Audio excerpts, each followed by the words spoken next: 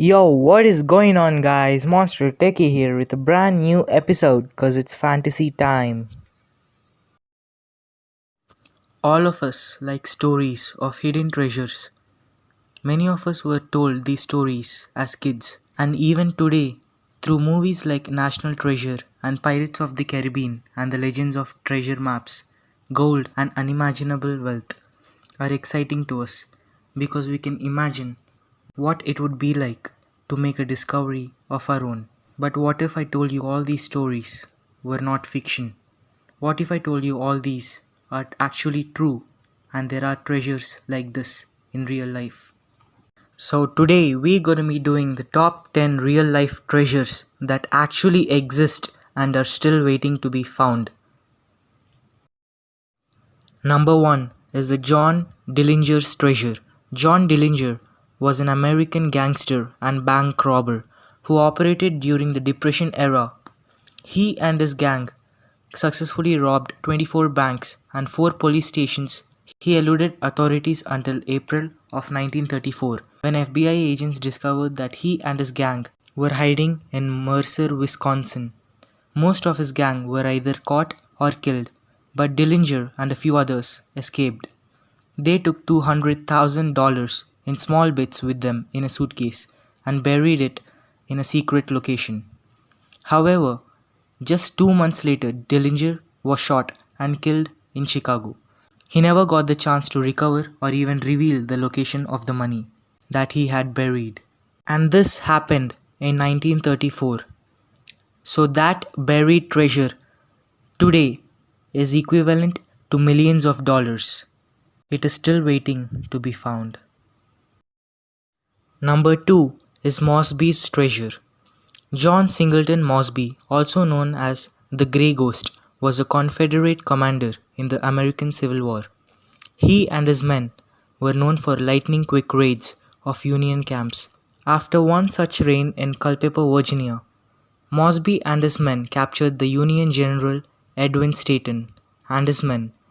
However, they also managed to capture a burlap sack filled with $350,000 worth of gold, silver, and family heirlooms. But upon trying to take the men back across Confederate lines, they encountered a large contingency of Union soldiers, and these people didn't want to share the treasure with them. So, his men were instructed by John to bury the treasure between 2 large pine trees. Unfortunately, when he sent 7 of his most trusted men to bring the treasure back, a few days later, they were all captured and hanged. After that, Mosby never returned for the treasure and no one has even tried to get it. That means that it's still out there, between 2 large pine trees, waiting to be found. Number 3 is the Little Bighorn treasure. In mid to late 1800s, gold was somewhat abundant as Americans began traveling west in an attempt to strike it rich mining gold. In 1876, Grand Marsh riverboat pilot and captain of the Far West steamboat was traveling up the Bighorn River in Yellowstone to resupply General George Custer in his fight against the Indians. However, when he heard of General Custer's defeat and that he had to carry all the injured men back from the battlefield, he made the tough decision to bury the $375,000 worth of gold on the river shores in order to accommodate all of the new weight on the ship, but died before he could return for it. That means he has actually buried the gold, which is worth of $375,000 on a river shore, and he has never returned to get it back. That means it is still waiting to be found. And the value of that gold could be billions of dollars in today's present. Number 4 is the Forrest Fenn treasure. Forrest Fenn is an art dealer and writer from New Mexico. After being diagnosed with cancer in 1988, he came up with the idea to create a bronze chest filled with treasure that anyone could find. He filled the chest with treasure worth approximately $1.5 million of gold nuggets, rare coins, jewelry, gemstones, and a jar with his autobiography. He intended the treasure to be his legacy and has been dropping hints as to where it is ever since. In fact, in March of 2013, he gave the biggest hint, which was that the treasure is buried in the Rocky Mountains just north of Santa Fe, 1,500 meters above sea level. Mr. Fenn keeps giving us more hints the closer that he gets to death. Number 5 is the Mojave Desert Treasure. In 1612, King Philip III ordered a search of the western coast of Mexico to recover the pearls that resided there. During their voyage, they accumulated the equivalent value of over $2 million worth of pearls. However, upon their attempt to return, they were dismayed to discover that the Salton Sea was closed off from the rest of the ocean. After an earthquake had occurred with the outlet to the ocean blocked, the water that the ship was in was rapidly evaporating. This ultimately caused the ship to be beached in California desert, with sands of time consuming it. But the ship remains out there. It is actually there at present, waiting to be found under the sands. Number 6 is the Bedford County Treasure. In 1816, Thomas Beale, along with some other men, came across a massive sum of gold and silver worth approximately $63 million while they were mining in Rocky Mountains. All of the men wanted to ensure that the fortune would pass on to their family when they died. So Beale wrote 3 ciphers to protect it. Actually, about these ciphers, I have explained a bit in my previous video. Please go and check it out. You would get a clarity on this. The ciphers were written by Beale. In the first cipher, it describes the location of the treasure. The second cipher describes the contents of the treasure. And the third cipher is a list of men's names as well as their next of kinds. The ciphers were then entrusted to his friend Robert Morris of Lynchburg, Virginia, who was an innkeeper. However, Beale never returned for the ciphers.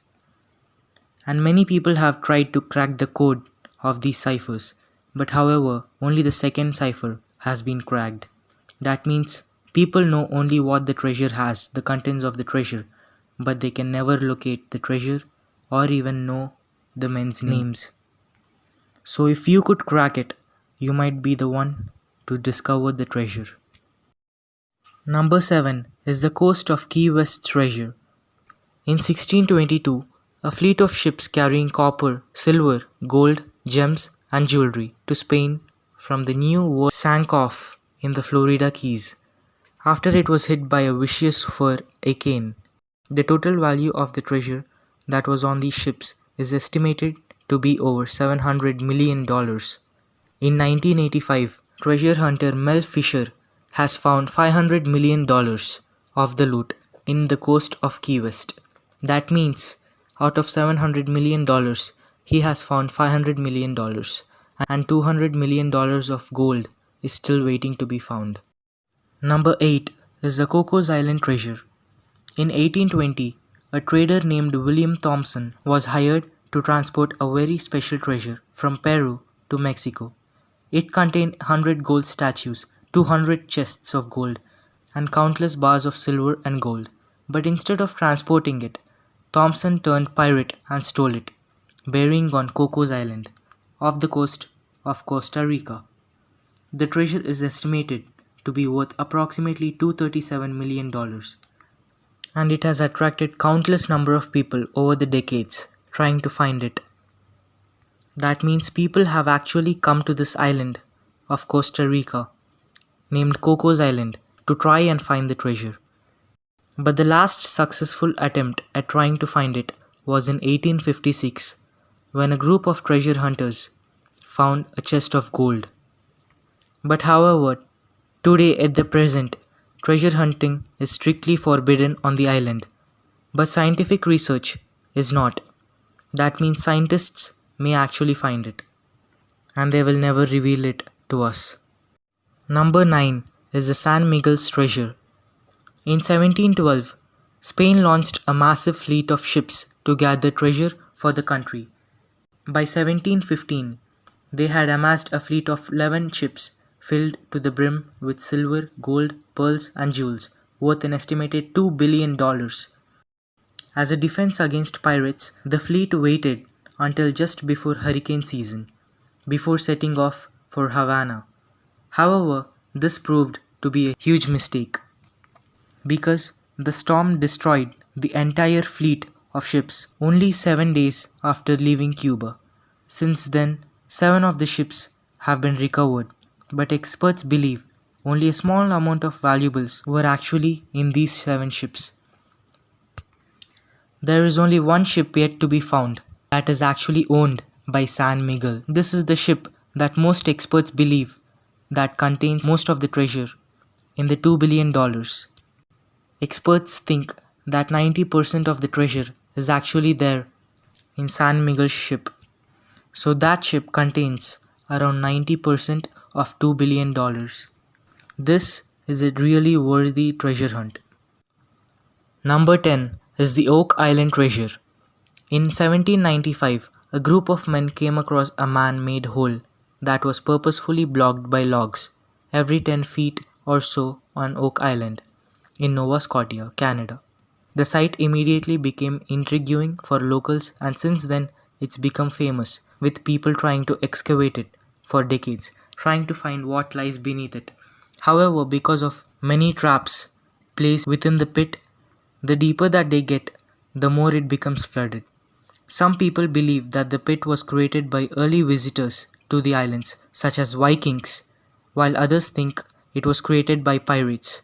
In any event, it is believed that unimaginable riches lie within the deepest recesses of the island that are still waiting to be found. So you know the location, right? Oak Island in Nova Scotia, Canada. Pack your bags. Okay guys, that's all for the video and I'm out. Peace. Peter Pan, that's what they call me. I promise that you'll never be lonely. Peter Pan.